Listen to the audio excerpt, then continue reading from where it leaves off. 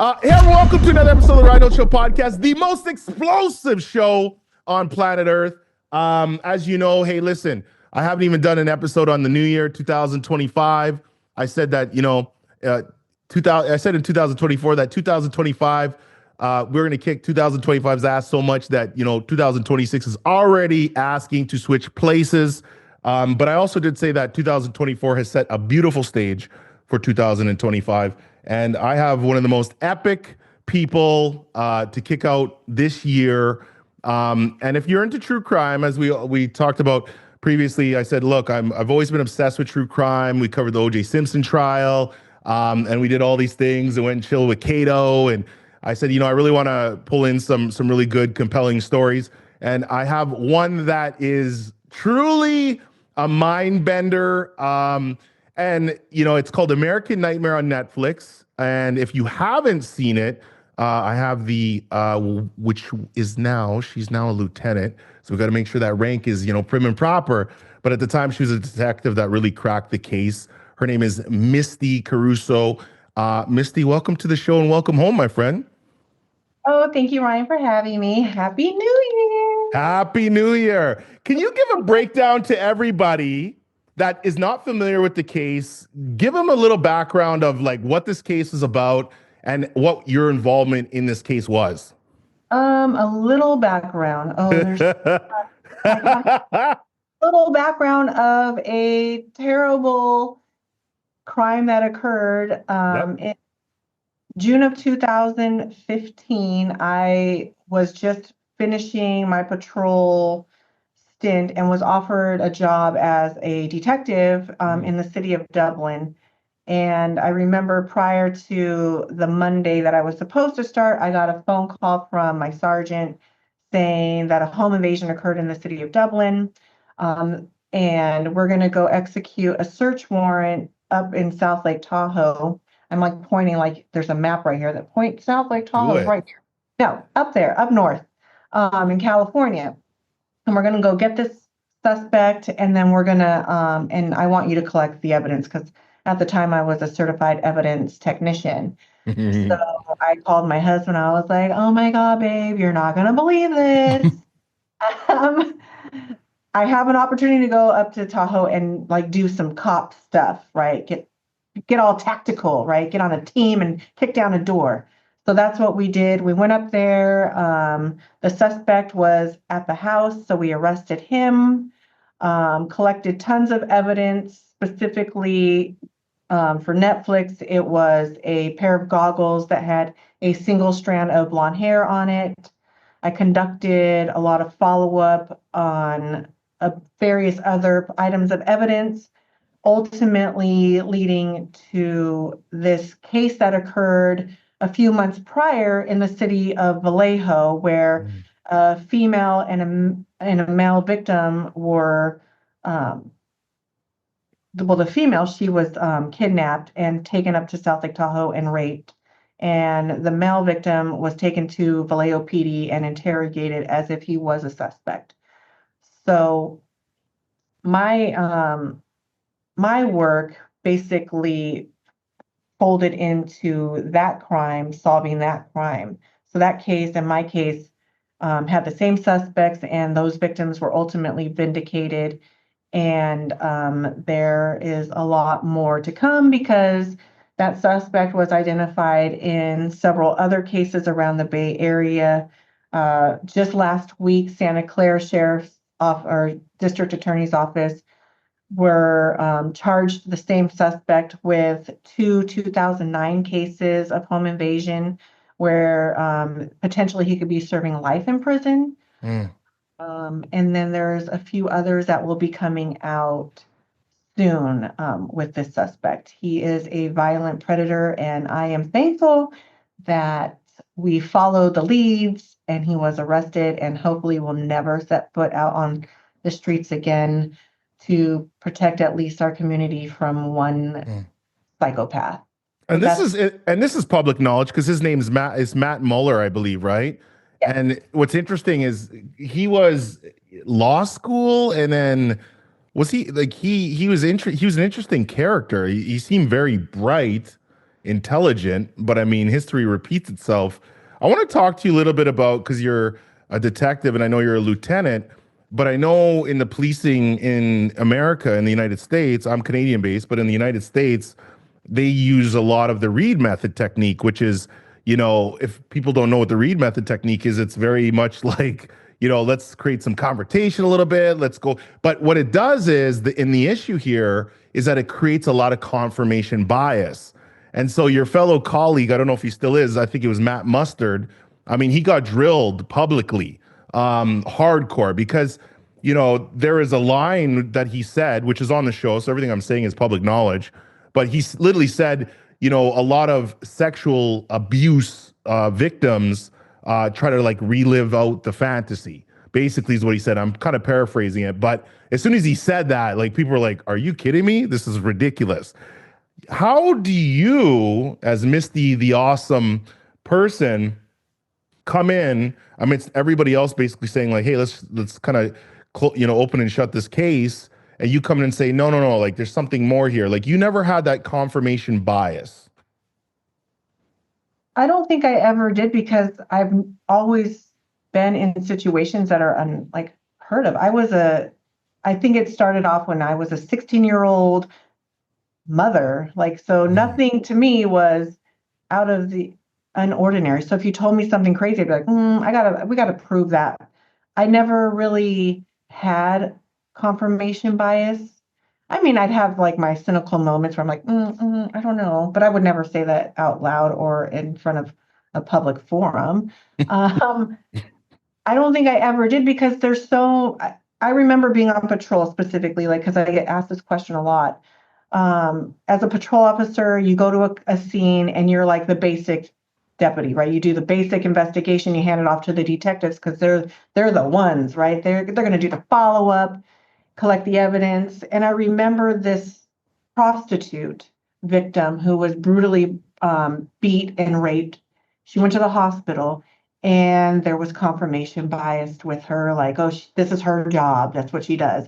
And they couldn't find an actual area where the crime occurred, but she kept trying to describe it. And then afterwards, like the detectives were done with her. So they're like, okay, well, you're a female, you can drive her home. So as I'm driving her home, I just asked her briefly, I said, hey, how about we just take a step back and we go backwards and we just drive. So we literally just drove around, and she was like, I remember this street. I remember that street. Well, we found where she was dropped off or hopped out of the car. I can't remember the specifics. And the blood trail all the way down the street where she was running. And then she was knocking on doors as she was trying to get help. And there was blood stains on those doors, basically validating everything that she had told the detectives, but nobody could believe her because she wasn't specific. So I think that was a really pivotal moment in my career where I was like, well, we can't not believe people because it actually happened. And I can't believe that there's like blood stains like the next day. So I don't think I've ever been that kind of person to be super judgy. I mean, I judge. Everybody does. I'm not perfect. But yeah, I didn't even know too much about that interview with Matt Mustard when until I saw the actual Netflix. And I don't do the read technique. I was never very good at the read technique. I am more science-based rapport interviewing. And even with victims, why would you even use a read technique? I don't want to talk bad about anybody, but I mean, they're treating a victim like a suspect turned into a straight interrogation and trying to make him make a false confession. Like, it just blew my mind when I watched it myself. So here I am rambling again. No, Misty. No, this is great. I mean, it's interesting because I think about it, right? And I mean, you talk a lot about this because there's, I mean, every profession has bad apples in it. Policing's no exception to that, obviously. But I think about, people that are looking, the general public here, an audience that says, hey, how do we view police? A lot of people obviously do not like police for kind of like reasons of, the Matt Musters of the world. And I think what shocked a lot of people is not only did he bomb the case, he got promoted. And so, this kind of goes into, and then we kind of go into male policing and then female policing. And you're a big advocate for female police officers, and you speak to that topic a little bit. How have you found that from your perspective, being a female police officer and a high ranking one too now? Kind of high ranking. Come on now. Come on now. Yeah, come on. I'm gonna scratch that ego. I gotta get that, Misty. Come on now. Let's go. A good ego.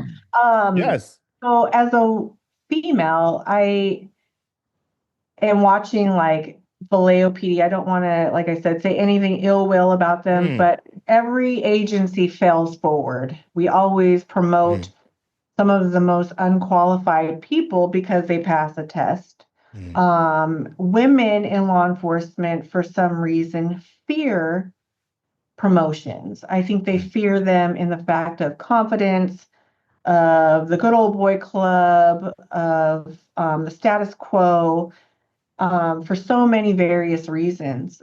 And so as a woman in law enforcement, especially, I'm barely maybe pushing 5 foot barefooted. That's why I have to wear higher heels.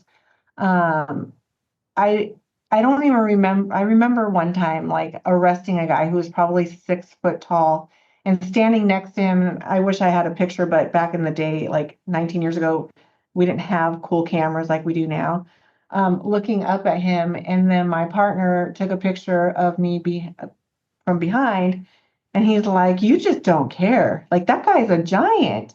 I never really cried about the gender discrimination. I just pushed past it. I have made statements of like, well, it's because she's a woman, because I'm a woman, because that is in fact true on a lot of levels, but I cannot let that define me.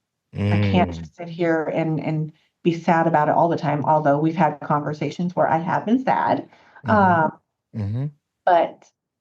women need women to support them. However, I need men to support women. My ratio, like there's a 30 by 30 here in America where they want 30% of the workforce to be females in law enforcement by 2030. Without a man's support or men's support in law enforcement, that's never going to happen. So if you imagine, like I am the lieutenant in charge of a few different units here at Santa Rita Jail where I'm working currently. And I think I only have 3 females working under me as part of my team. But I have amazing men to help me and support me. So when I'm running across the jail and going to meeting after meeting, I am truly blessed because I have a sergeant who will make sure that they're handling everything, a sergeant who will remind me to stay in my place, deputies who will make sure that I'm fed, that I'm drinking my water, that I'm hydrated, and that legitimately support me to be successful. And if it weren't for them, I would be a hotter mess than I am already today. So men need the support of women to be successful, hands down. Well, I like that you pointed out mutual uplifting, because you see a lot of like the girl boss and women supporting women and stuff like that. And I call it the privilege of dealing with some of the most baddest females on the planet through my coaching and things on that side of my business. But I deal with a lot of heavy hitters, executives, CEOs, doctors, women that are like truly, like yourself, leading teams, making massive decisions. And what I find is that women that are truly in these high-powered positions, they never ever say about like women supporting women. They're like, look, we need to be mutually supportive. Like I need my ladies and I need my dudes, right? And it is very true because it pushes the needle forward, And there's a conversation I had with one of my clients. She's a CEO of a major company, and she says, look, my first few years when I was kind of like coming into the business, I tried not to take meetings in person. And I was like, what do you mean? She's like, well, I didn't want people to judge me by my looks before hearing what came out of my mouth. And so she said, I managed to convince, the executive team that we could just do these meetings via like teleconference, just over the phone. And she said by the time people would meet me, they're like, oh, well, my gosh, she's incredible, but she's a beautiful person. But she didn't want to be judged by that. So you hear all these little stories of women and kind of their journeys and come up. Do you have anything like that in your policing career that you're kind of like, I've kind of been very strategic about certain things, other than your pedicure? No. I don't think I've ever really done that, or had any instances like that. I have been told to my face the reason why certain people believe certain things is because of who I am, not like I don't, everybody knows who I am, right? When I first started, I was one of the very few females that wore a lot of makeup, and I wore acrylic nails and eyelashes before they were actually a thing. So let's just be clear about that. Um, and so it wasn't, I couldn't hide. Like there was no hiding in my job. And that was a good thing. And it was also a bad thing because, a lot of women, females or wives of my partners did not like me, because they did not know me and all they saw was this. And it's very intimidating when you're riding in a patrol car for 12 hours with your husband. So that they get really insecure about that. I had, so maybe in that sense, yeah, I don't want to meet the wives because I don't want them to judge me. And it gets pretty lonely. And it's hard because I can't relate, but I can relate to being a cop wife, but I am a cop. So that's hard. But no, I never really could hide from meetings and who I was. So, and we've talked at length, and so you're a character side the looks. You're Misty. You're like a ball of character. Just you come pre-boxed, pre-packaged with just a lot of like firepower, pun intended, in terms of your personality and your character. And so, but what I love about you is that you really kind of come as you are. But there's also been times where you've expressed that, hey, I've had to suppress myself a little bit in order to, kind of get through. And so I like to ask, where does that suppressed emotion go? And then where's the tipping point, or what kind of frustration does that bring into your life? So I think like suppressing really messes with my mental health because I feel like I'm not myself. Mm, Um, and this past year with Netflix, to be completely honest, was very hard for me to speak during presentations. So I feel bad for who attended because I really wasn't able to like. I felt muted. I felt like I was being controlled um, by what I said because people had this idea of who I was, like um, some huge hero, some big force of nature, and that's intimidating. It really mess with my mental health. And then also trying to manage a team here at Santa Rita Jail, and then having stipulations on what I can and cannot talk about with my PIO as well. So it's been kind of a dilemma on going back and forth. I try to suppress the crazy, is what some people would call it, because people know me from circa 2005 until now, and they're like, oh, you've changed. I don't think I've changed. I think I've just grown. I mm, think everybody can grow. And my alter ego, the fierce one, I guess it would be, she comes out every now and then. And when she does, you better be ready because it has purpose. But other than that, like the tipping point is when I think I've just had enough and I have to say what I have to say. Like I just have to let it out or else it just festers and that's not fun. And then, mm. yeah, and then I go crazy. I see you trying to think about what you're going to ask me. You're going to, oh my God, this is going to be like a therapy session. No, not at all. No, no. You think so, Misty? No. But if you scour the internet on all the people that have made comments in regards to you, obviously like very flattering, saying you're a hero, their daughters look up to you. You've led a great example in policing, but not even policing, just being a human, a female, somebody who's striving. The comments have been absolutely amazing, but the general consensus is that we want to know a little bit more about Misty. We want to know who Misty is a little bit. And, it's kind of like some people dream their whole life of getting the spotlight on them and getting this big audience. And then there's Misty that's running away. Just even, and my show is really cool because people come to my show because I give them the real. We don't script it. We don't, I don't care if I bring on a massive celebrity or the person that's cleaning a toilet. I love them all. And I talk to them all as just normal people because that's what we are. And we are all as temporary as the next person. And so when I think about you, I just think it's kind of funny, but it also is very indicative of your character of how you ran. I mean, you ran from us. This is like a year, and this has got to be over a year in the making when we last reached out. I mean, I said to Nora, like, hey, reach out to Misty. That's got to be, I don't even know when that is. I should have checked the date, like a year and a half, 2 years, somewhere along that line. And then, you kind of ran, but I totally get it. But now, circle back, you can tell you've grown because you've kind of taken some of this attention and kind of, I think you're starting to figure out, wow, I can really use this for the good and use it as a really good, launch point. So speaking to that, how has Netflix and this show impacted your life in a great way and maybe not a not so great way?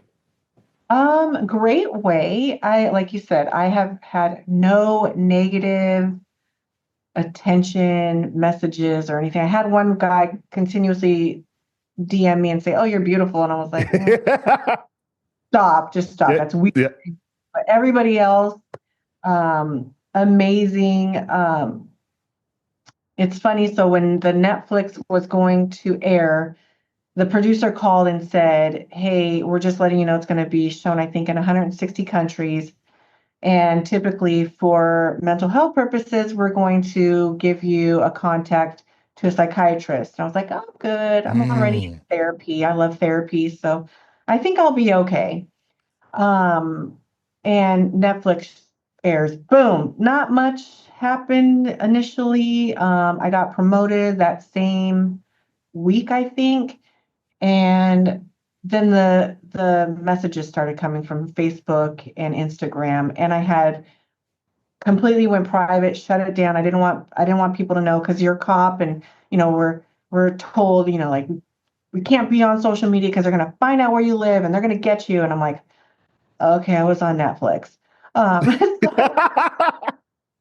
Five messages turned into 10, turned into 20, turned into hundreds, turned into thousands. Mm. And I was initially trying to respond to every single one of them. I'd stay up late at night and thank everybody. And then it became sad to me because a lot of those messages were women or friends and family of women who told me the same experiences that Denise and Aaron had, of not being believed, of being victim blamed, victim shamed, all of these things. And it kind of tore on my heart a little bit because that's not how it should be. Like, my very good friend was raped in 2003.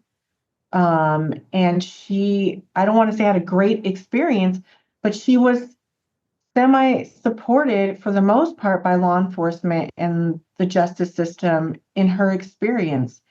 And here I have hundreds of women telling me, "Can you solve my case?" Because they didn't believe me. And I'm like, oh God, like it really, it was really sad to me. And then Netflix going out to my local Trader Joe's was pure insanity. Lots of hugs, people talking to me why my poor daughters are running amok in the store. And I'm like, oh my God, I look like a bad mom. Here's a hug. Gotta go. Bye. So that's been incredible. I've done some conferences, didn't really know my path or what my topics were going to be. And then thinking and speaking to you and my therapist and everybody, but more so recently you, was redefining my purpose as to why people do want to hear from me. People, why what I'm going to talk about in conferences. And really, it's about wearing that badge. Like I Mm, wear that badge and I do my civil service, and I want to make sure that I do it proud every day. mm, So now I get to go out and tell the world and of law enforcement to do the same. But I also get to tell the world, don't believe everything you read in the media, and don't mm. go and start, sharing fake news, because that angers me as well. Like Denise and Aaron were completely thrown under the bus and berated by fake Wow. news. And so before people start passing judgment, I mean, people were sending them messages still to this day a little bit of like, oh, they should kill themselves. Like, you ruin America. Like, I mean, pure insanity. So now I Mm, get to sit on a soapbox in front of hundreds of people and remind them, how about you just be kind? mm. Just be compassionate, be kind, be open-hearted, and let's stop like idolizing criminals and suspects during these while we're watching true crime. Mm, But let's think about the victims and how mm. we can be better in society. That's my purpose now. So great for Netflix for releasing and me getting all of this. Um, I guess I don't even know what you would call it. Whatever, attention. Sad because I have a full-time job. I'm a mom and I have to balance all of that on top of figuring out all of these other engagements. And my husband has to take on the brunt of all of that. But Mm. nothing sad, nothing sad. I'm glad that the week I can make a change, and I hope I can just inspire one person in a room full of hundreds. That's my goal. Well, it's also hopeful. I mean, you've been preordained and slotted out to say, "Hey, I gave you this beautiful gift. Now I need you to go and execute on it." Right? And so a lot of people, I think that creates like you said, it's a little bit of pressure, but the reality is that you're here to serve, in all aspects of life. So, again, we had this discussion about, hey, is this ego or is this humility? Really talking. And so, I always like to say, hey, if I have people that say, Ryan, I really need you, I need you to show up for me, I will I will show up for them regardless of how I feel, because to me, I'm putting that my ego and my own self-interest aside for the betterment of, servicing whatever they need. And so that's really important to me. That being said, I have a Fort Knox around my energy, my boundaries in my life, because I'm absolutely crazy about living the best life and being the best dad and husband ever. And so nothing really gets in the way of that. And so, but I like to talk to people like you who I think are doing massive things, or maybe having a chance just to kind of remind them or tickle something in their life that says, wait a sec, this is a great thing I got going on right now. And maybe we can package this up and ship it out to the world, and the world might receive it quite well. Right? Right? We've had that. Right? We've had that conversation at length, right? Right, Misty? Okay, I want to go back to the case because I'm thinking about you guys who are listening, or if you're watching this, because like these true crime people and sleuths are nuts. They're like so technical and CSI and all this stuff. So, and Misty, you are a part of this, so you know this way better than I do. But the piece of evidence, or the first contact that you kind of started having synergy with Aaron and Denise's case, was there was like a set of goggles or something with the blonde hair. Am I right on this? There was something there, I remember, that kind of got that ball rolling.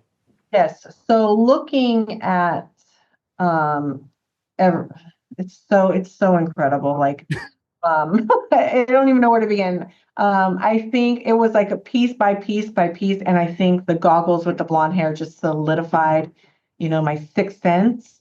Mm. Uh, I too was a true crime fanatic and was obsessed with ID discovery before I became a detective. I mean, obsessed. Wow. I would watch it late at night and give myself nightmares. Like, is that And then my husband's like, "You're a cop. Like, what are you doing?" And I'm like, "I don't know. Like, I don't know why I'm nervous. Like, I have a bunch of guns."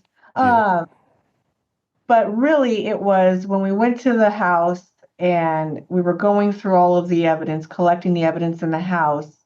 There were a lot of items that told me in my brain that this man was hypersexual. Mm. Number one, he was disorganized, hypersexual, and very narcissistic. Some of the items included like hair dye, self tanner, lots of protein. And then when you look at the Netflix and you see a picture of him, he definitely took care of himself. And then in the bedroom, like I said, all of the evidence pointing towards hypersexual really stood out to me. So as I'm going through collecting the evidence, my mind is like this, narcissistic, hmm, hypersexual, just try to committed a home invasion in Dublin, try to take the daughter. So I'm like, what?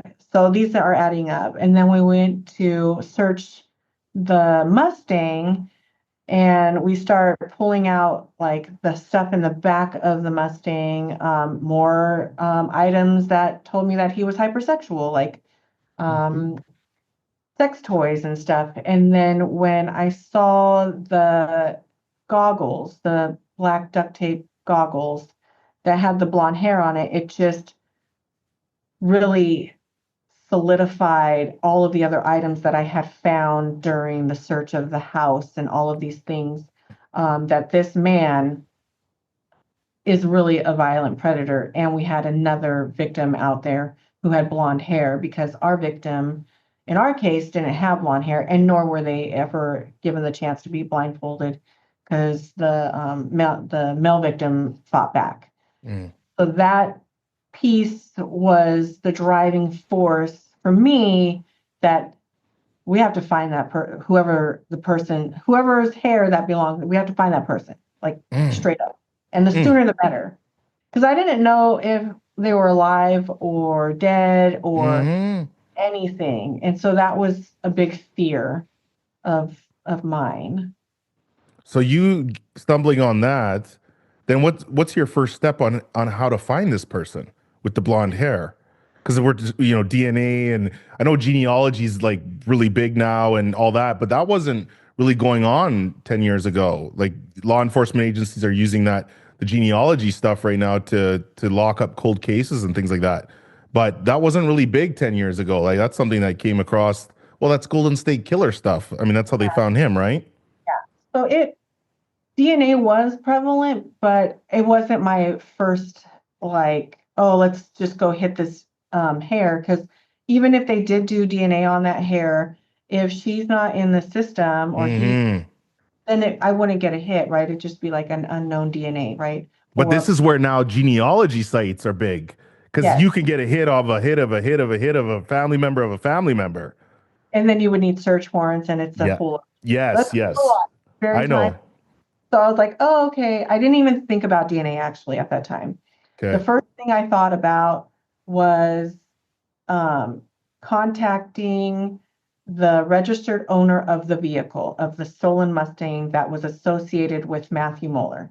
Mm. Um, he had stolen a car and they located it within a few miles of the South Lake Tahoe home. And inside of that car was his California driver's license identifying him. Mm. So my goal was to talk to the register owner, one, because I wanted to know if he wanted his really nice Mustang back. And second, like, how was your Mustang stolen?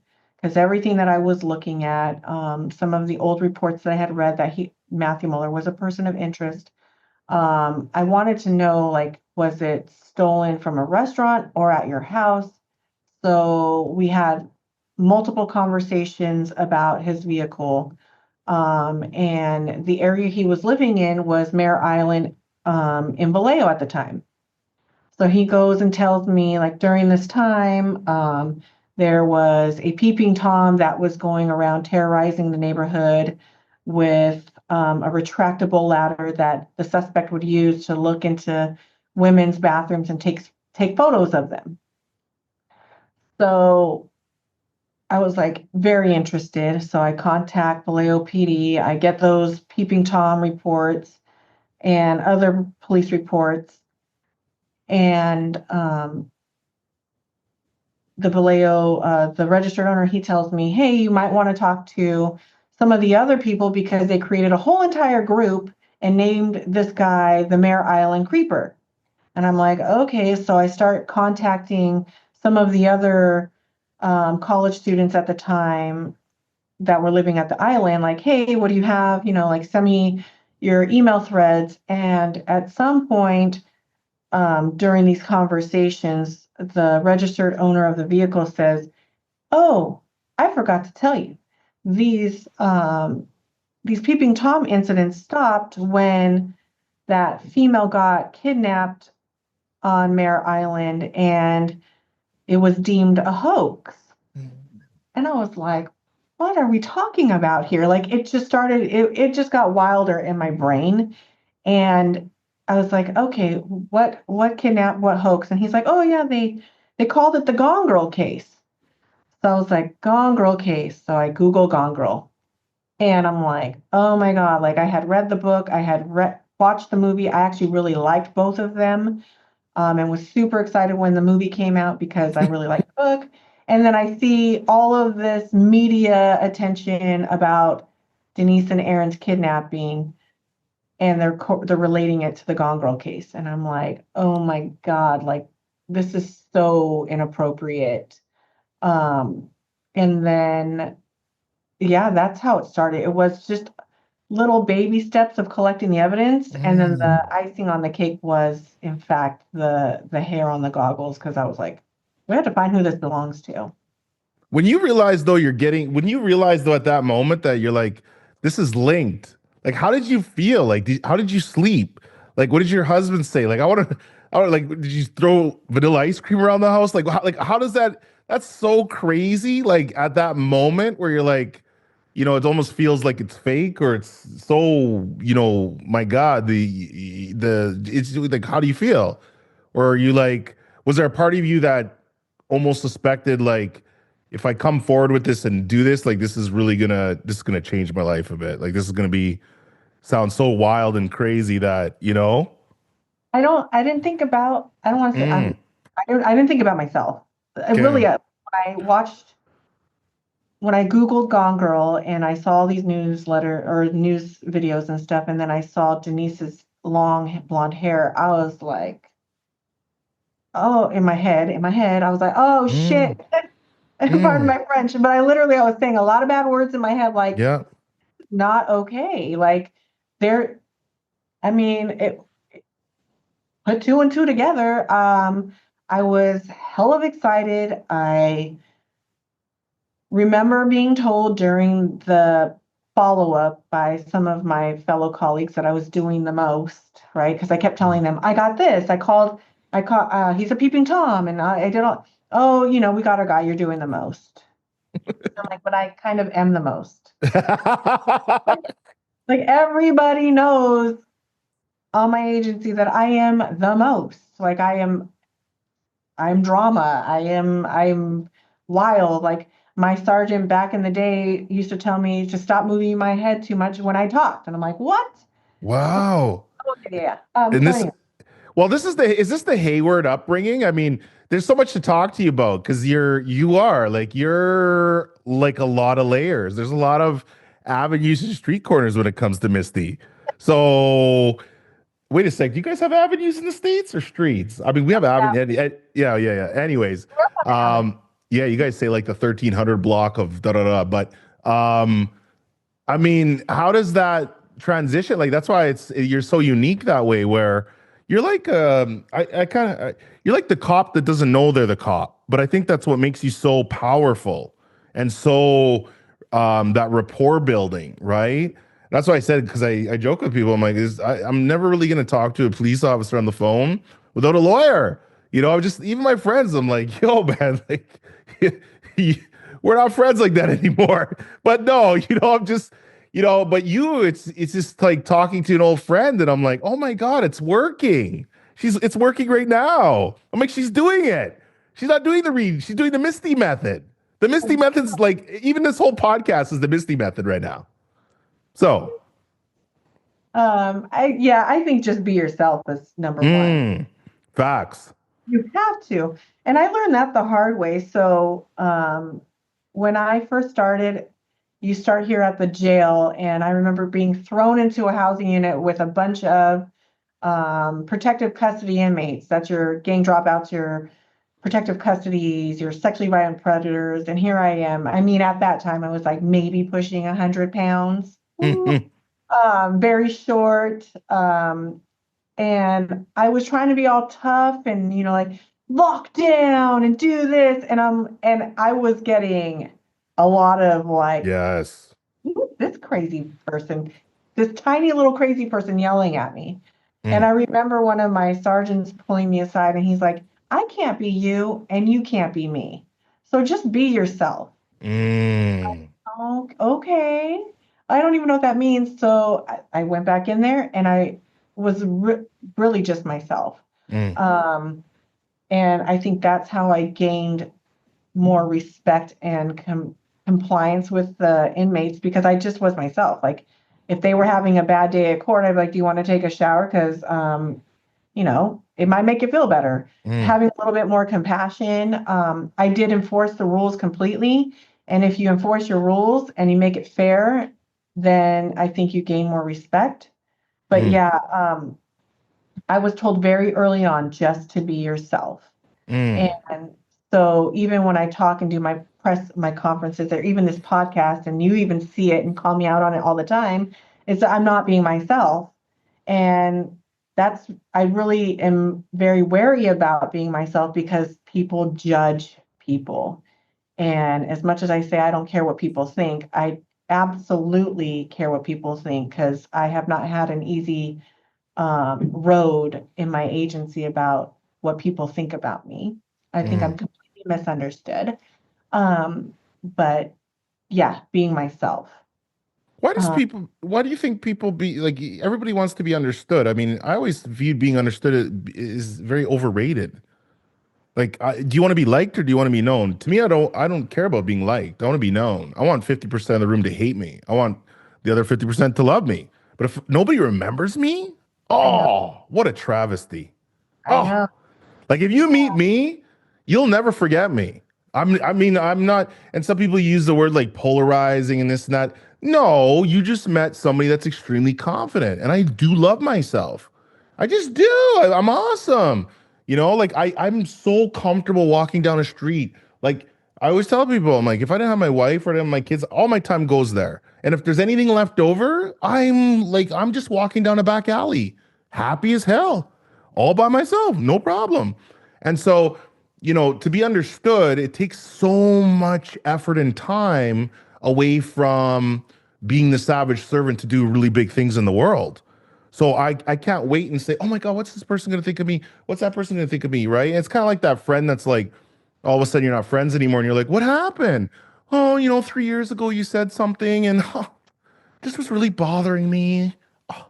And then you're like, well, why the fuck did you say something 3 years ago? I don't know. No, you're projecting, right? Like there's so much projection. But then when you are your full self, like there's a good quote, the more human you are, the more universal you are. That's why vulnerability and authenticity are the only things that truly cut through the noise. Because when you meet somebody that's a real one, you don't even have to say anything. Yeah, absolutely. I don't want to be liked, but I definitely don't want people to say nasty things behind my back. And that has happened on multiple occasions. But because I'm just misunderstood, I think they just see this loud, short woman coming into a room. But yeah, I feel like if I'm more myself, the better it is for everybody in the room. Yeah. And if I'm interviewing a suspect and I'm not myself, they can smell the bullshit. And suspects really, when you're interviewing a psychopath, man, they know when you're faking it. So, ooh, yep. Oh, they like, And so does a narcissist, because you know how they talk about narcissistic people where don't give them supply, because mhm. narcissist people, they literally breathe and eat attention, and like knowing that what they're doing is like bothering you and getting to you, and like they love the reaction. That's why they say go dark, go silent. It's like one of the worst things you could ever do to a narcissist. Like it makes them nuts, right? Like nuts. Like Mhm. I deal with narcissist people all the time, and I'm like, guys, listen, we're gonna have fun. Let's call him Danny. We're gonna have fun with Danny on Monday, because we're gonna do these things that feed his supply on Sunday, and then on Monday it's gonna be crickets. And you just watch the person that come out, and then when that silence hits, like it's this implosion that takes in. Do you find that with the people that you Uh, interview? And I've only had one really, really good one that we went toe to toe on. He had green eyes and I had green eyes. So it was hey, battle of the green eyes. there you Uh, go. yeah, he was he was an awful, awful person. And he tried to do that, like tried to talk all about like building himself up, that he was this great guy, that he was, beating his girlfriend because she needed to go to the gym, and that was okay. And in my head, I'm like this, if I show that that mattered or that affected me, then there's his ammunition that he's Yep. right, especially when I am the same size and height as his girlfriend was at the time, that I will give him that power. So I just didn't say, I was like this, and in my head, I'm like this, wait, what? I wish somebody would try to tell me to go to the damn gym, because that ain't gonna ever happen.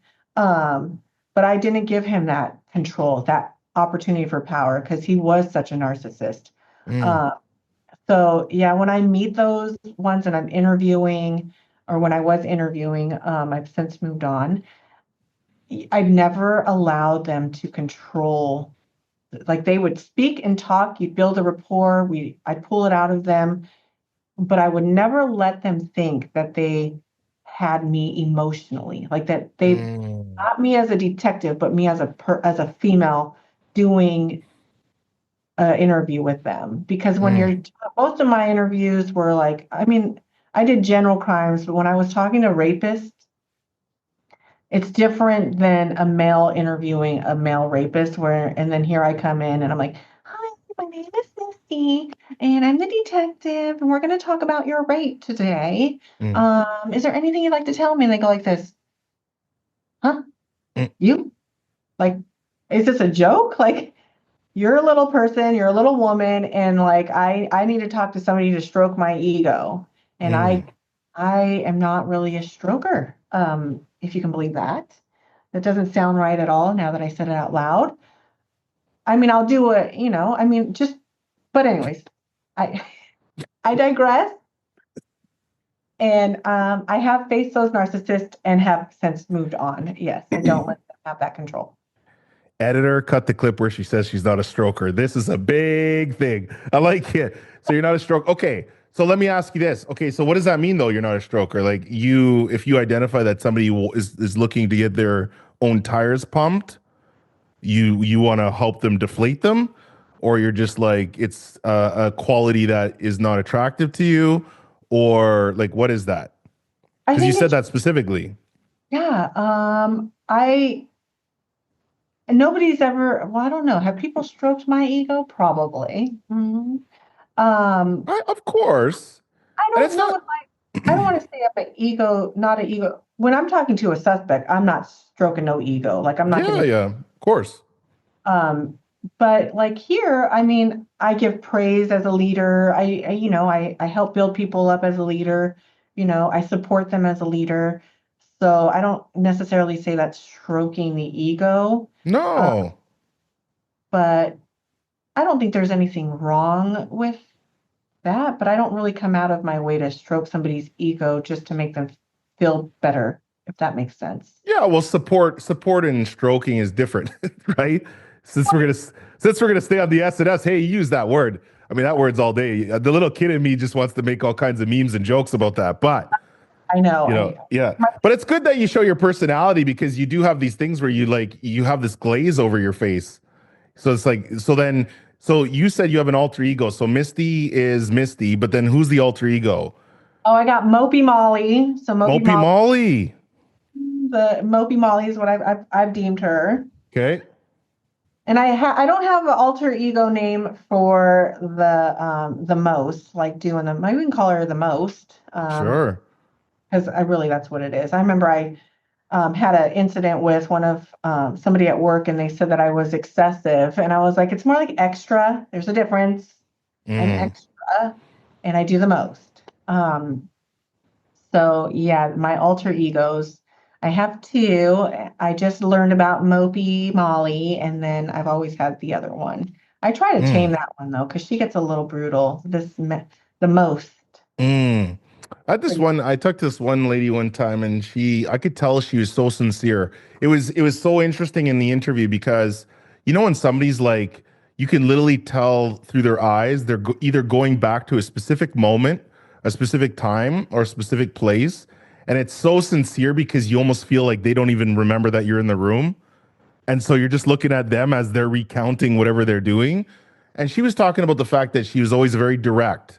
And she's like, man, I just don't know how to like not be brutal, in my opinion, with people. I tell it how it is, whether it's, whatever.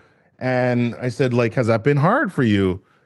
And she's like, it's so hard because whether I'm going out for dinner with my husband or it's at work, my husband will literally say, like, get in the vehicle after the dinner and be like, damn, like that was harsh. Like, you got to like dial that back just a little bit. Like, whoa. And, she's like, I agree, but I just don't know how to reverse that. And she really sat back and she's like, it's so hard. Like I work so hard at it. And she went into a different place. And I could tell like she was so sincere about that, which then I don't know. I kind of look for those moments too, because I'm like, well, those are the ones, that's like the stuff that people don't really share a lot. We share surface stuff, right? I'm not a big small talk person. I could care less about small talk. Networking, I always say networking is not working, like whatever. I like to get to the heart of the matter, but then I like to see, like, am I talking to the real person? Because then there's Misty, and then there's, what is it? Mopey Molly, the Molly. extra, doing the most, or she the most, right? Whatever you want to call her, right? So, okay. You go back to that case. Were you surprised coming from law enforcement that, they were actually getting thrown under the bus with confirmation bias? Because you must see so much of that. Like there's people that have been, incarcerated that are innocent. There's people that are like, there's so, forced confessions. That stuff exists. So were you actually surprised, or were you just surprised at the magnitude in their specific case? I would say I was surprised across the board. Only because I couldn't believe it. Like, as much as people couldn't believe them, I couldn't believe the people that actually believe that they didn't actually do it, if that all makes sense. Because that's not what I was trained, or what we train in law enforcement to do, to go against the grain and not believe victims. Like, you have to believe people until I can't believe you anymore, if that makes sense. And it wasn't like Vallejo PD didn't have evidence. So that makes it a little harder too. Which I didn't know about at that time, but knowing, and I slowly learned about it doing the follow-up. And I was shocked. I was shocked that they would have made a statement like that publicly, that the follow-up wasn't conducted. But this isn't anything unheard of, like you said. Like, this happens across the board on a lot of different levels. I think what really was damaging was that press release where the lieutenant came out and he made that statement that what was the word? That they basically wasted all of the essential resources for this case.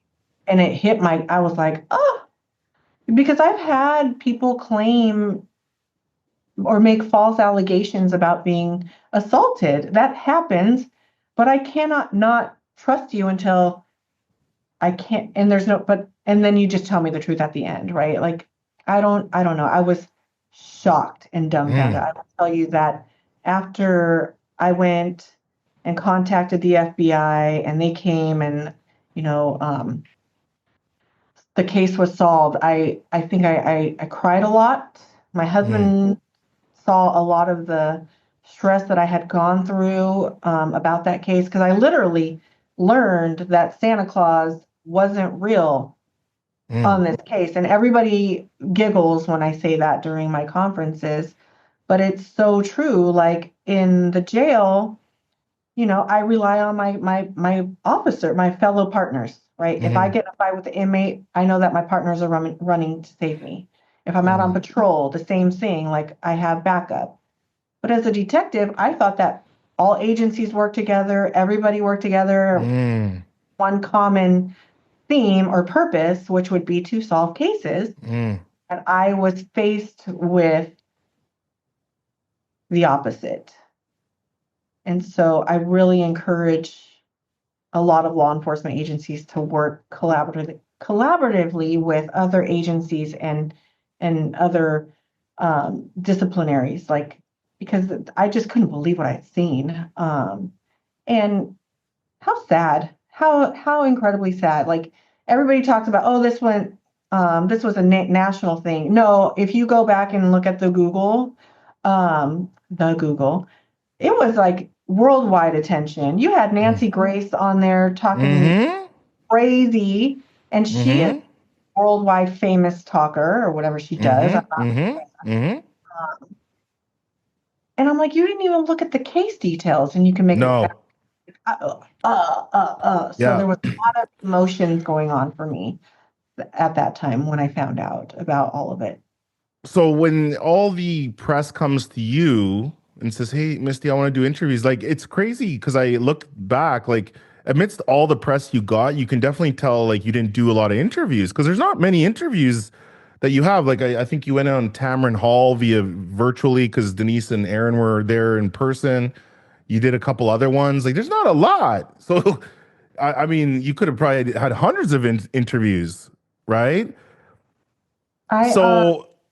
Bring this all the way back. And how do you get to Ryan? How do you get down to Ryan? Because this is what's funny. Because our listeners and audience, they love it because they're like, yeah, like again, it's the real, But you can do it with the most. You can come on and do Mopey Molly. We just want it to be all real, and as long as it's real, it's all good. Yeah, I didn't do any interviews. I think when this case came out, my lieutenant at the time, he made a press release and said that, our female detective, Misty Carausu, she's a bulldog, and she went out there and she continuously did and put forth the effort and the work. And so I had requests to talk to the media, but I didn't know if I could or couldn't talk to them, so I didn't. I just stayed completely quiet. Then I think it was Dateline came out and they interviewed the sergeant and the lead detective at the time, but they didn't interview me, which was fine. And then I got emails from Denise and Aaron's family, never responded to them. Wow.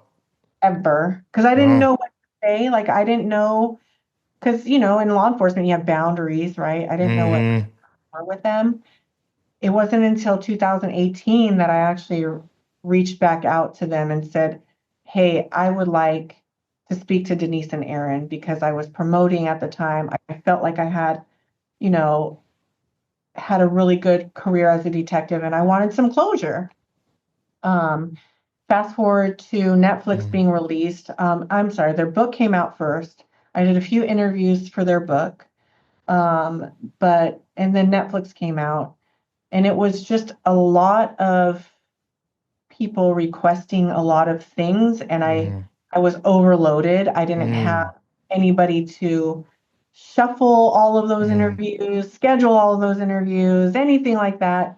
And then I got this random email from this Ryan Holtz show, Yeah. and I was like, sure, we can make that happen. Canceled.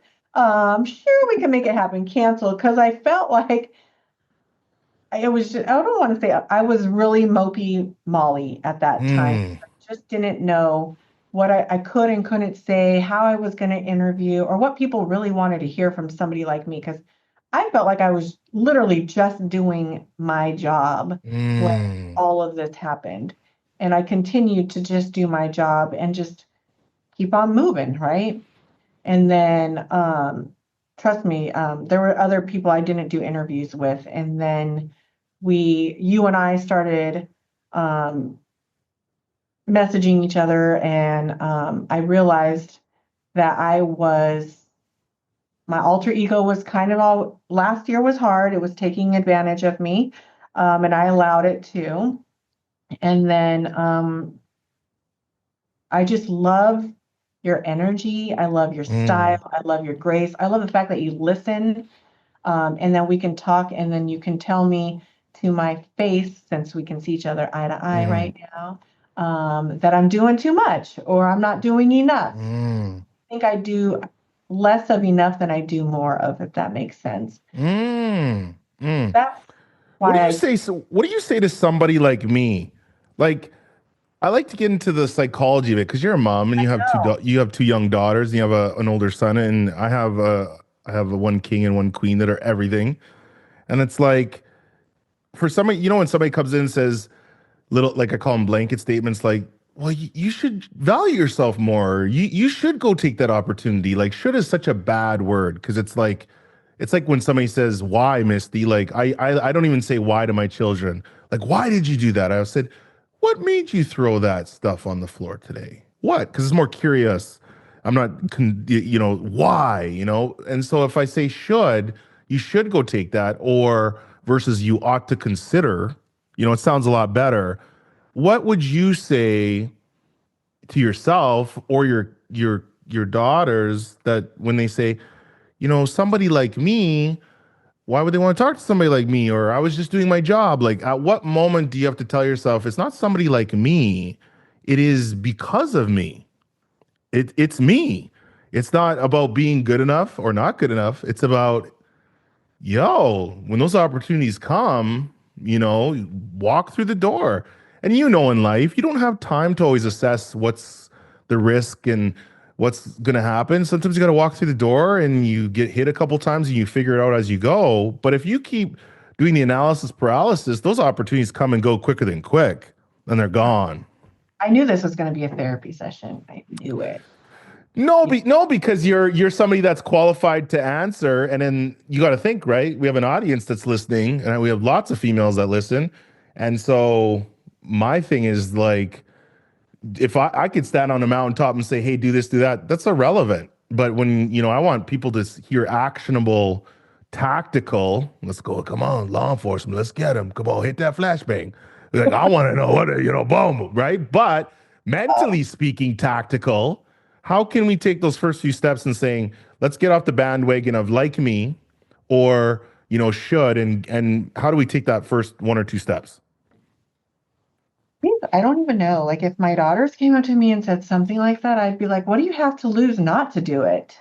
Mm, I don't have anything to lose, but everything to gain. mm, So it's going to be uncomfortable. It's going to be, the unknown is always scary. There's always going to be fear there. But I mean, it's you. If it wasn't you, then who? So mm-hmm. yeah, that's probably what I would. You have nothing to lose, girl. You just do it. I always get that up. Well, I want to be a cop, but I'm like, oh my God, like I can help you get over that 6 foot fence. Mm, Like, you have nothing to lose, but you have 6 figures to gain if you graduate the academy. You're gonna be living a good lifestyle, mm, fighting crime and having a purpose. So I would definitely tell my daughter. I wouldn't ask them like the whys or anything, right? But I mean, it seems like a great opportunity. Too much to like, I wouldn't want to miss out on that. But I'm very good at talking, give- giving advice, and I'm like in the back, I'm like this. Oh my God, I have to talk. Oh my God, I'm going to be Yeah. interviewed. Because there's always going to be um, that I don't want to say it's a fear, but that doubt, self-doubt. I do Mm. self-doubt a lot, and not, I don't think it's just because of my own brain, but I think it was my environment, not at home, but like my work environment Hmm. causing self-doubt. Um, but I'm in charge of that, like of who controls my thoughts, and that's just me. Hmm. All the little mini queens and kings out there that we get to raise, like we have to give them the support that they need to take those steps. Mm. Let them know you're right, that it's because of you that you people want to hear you, that you have this opportunity. So let's just take it, see where it goes. That's what I would probably say Well, to them. lots of parenting is caught, right? It's not taught. It's example based, right? Because kids are really good too. Not that they're sociopaths, but kids are the best recruiters, investigators, interrogators on the face of this planet. They know when mommy and daddy are lying in 2 seconds. They know when mommy and daddy are withholding information. They know when mommy and daddy are gonna crack. They know everything. And adults like to pretend that they don't. The kids run it. Like they know innately. And so I always believe if you can sell it to an 8-year old or an 88-year old, you know it well enough yourself. But until then, so you want to wake up in the morning and you want to get your journal and spend some time. And then you have your kids with the markers and they come and join mommy to journal. Like, So, look, then it still goes by example, right? Because like you said, you're a good talker, but then what happens when Mopey Molly inserts herself into the conversation in your head? when Moby Molly comes, I have learned, I have been tallying how many times she comes into my head. Like, Mm. How many right, times? How many times has it been like on average a day? actually, you'd be surprised. Not that many. That's good though. Like everybody who's listening, Ryan had told me every time that Moby Polly comes out on my right shoulder to tally how many times she Mm. comes out a day. And so I was like, oh boy, that's a lot of work. Yeah, I mean, yeah. I would walk around with a notebook. It surprising was not that bad. Like these past couple of days, me and Moby Molly have like literally butted heads. And Couple days. Okay, so this is couple days. How many days have you been on this earth? I'll So be how old will I be? I'll be 44 next month. well, and then to keep the analogy going, what's the? I always say, okay, we're talking about the cadence and duration of Mopey Molly making the appearance, but then if she's making the appearance and the appearance is so good that she's that 1 or 2 times a day is lasting for like 2 hours in a session, then Mopey Molly we have to conquer that, right? Yeah, I've pushed her aside not that many times. I didn't realize that. Like I thought I was always mopey, but I'm not that mopey. I'm just busy. Like But I'm just isn't but it see that's the whole lesson in itself though. Isn't it funny how you think it's a lot more innately. Like anytime something negative happens, it's amazing how much more we emphasize it and build it up and blow it up. And then you sit back and you're like, wait a sec, that wasn't even that bad. I'm the Mhm. one that really poured the gasoline on this thing. Oh, 100%. I'm so good Right? at that. Okay, Misty. So couple questions left. That's it. But number one, I mean, first of all, do you have closure? Do you feel good? With the case? Everything. Do you have closure? Do you have closure? You said, hey, back 2018 or when you were being promoted, you want a Uh, closure with the case. Do you feel closure? Like with the whole experience of Netflix? And now this is starting. They're pushing that American. they're pushing it out again. So you're gonna have another wave, I suspect, coming. And then with the new charges on the person, I mean, I that's gonna. don't know if I feel closure. I feel like because there's more happening, um, I feel like there's more I want to say to people, right? Like I feel like more things need to be more advocacy needs to happen now. I feel On like, your behalf? yeah, I feel like it's a closure of the case itself. But now I feel like there's more work to do to prevent this from occurring again.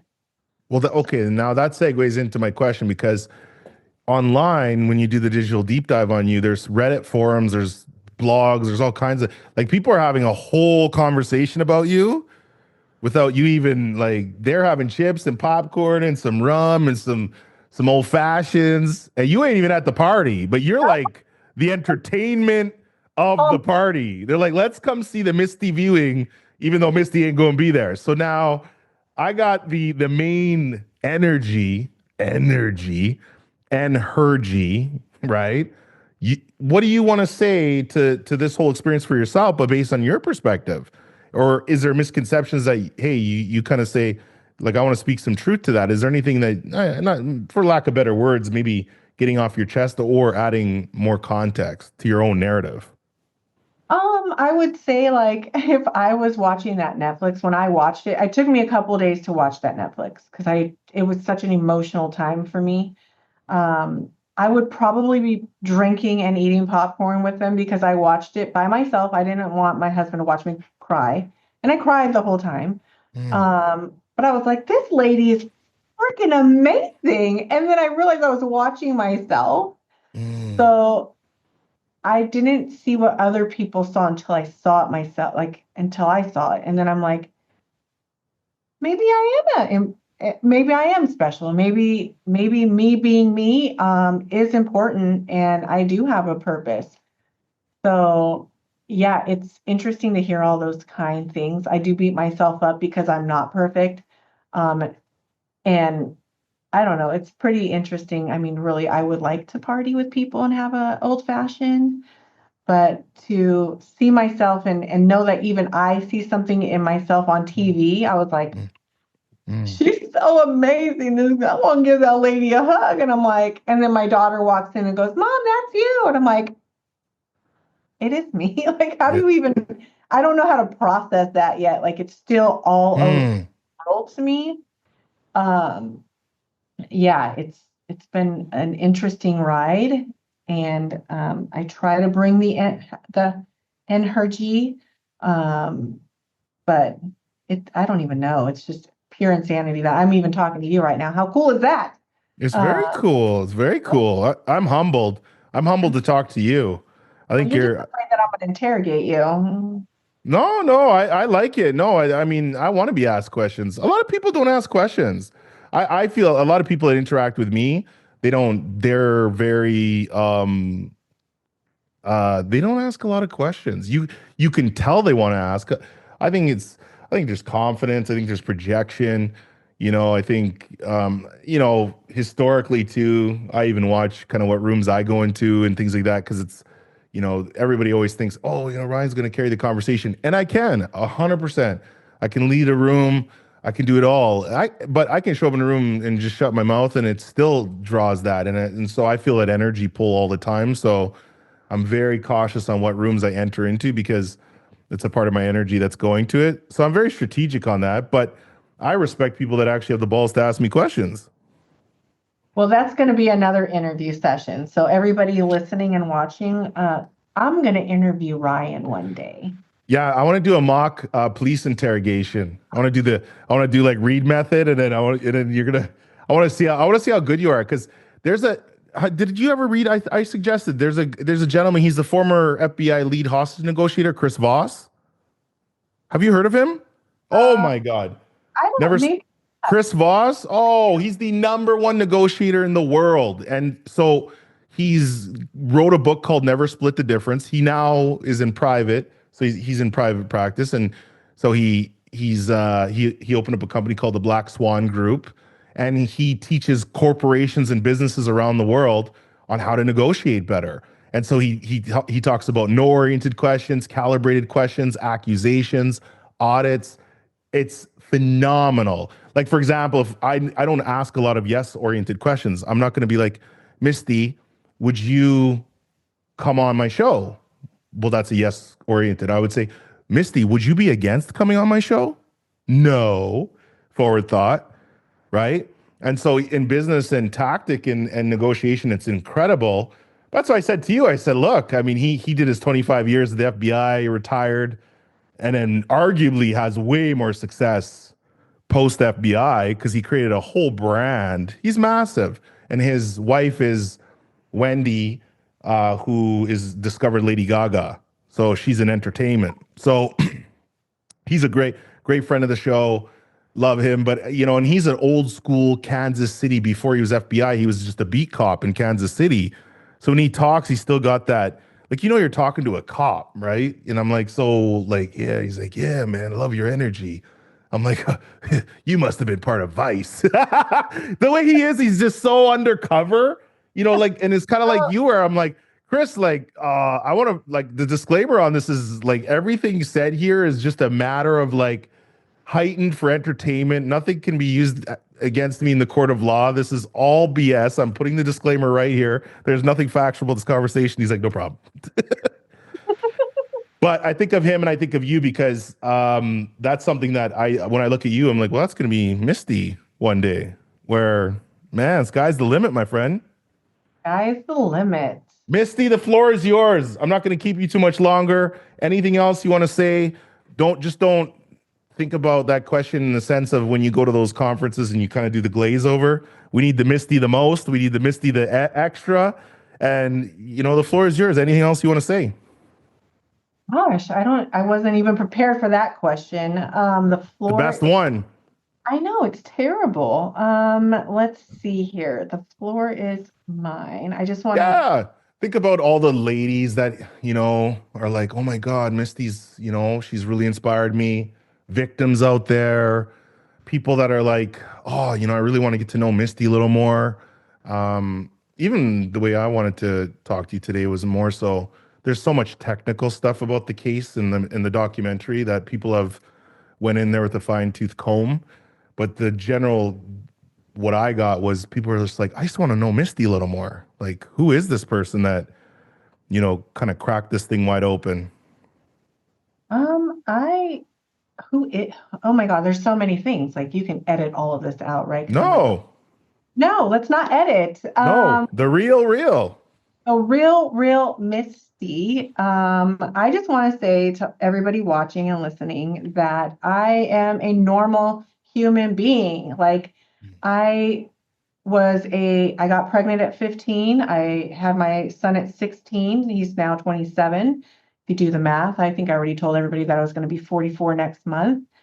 I think my good ego,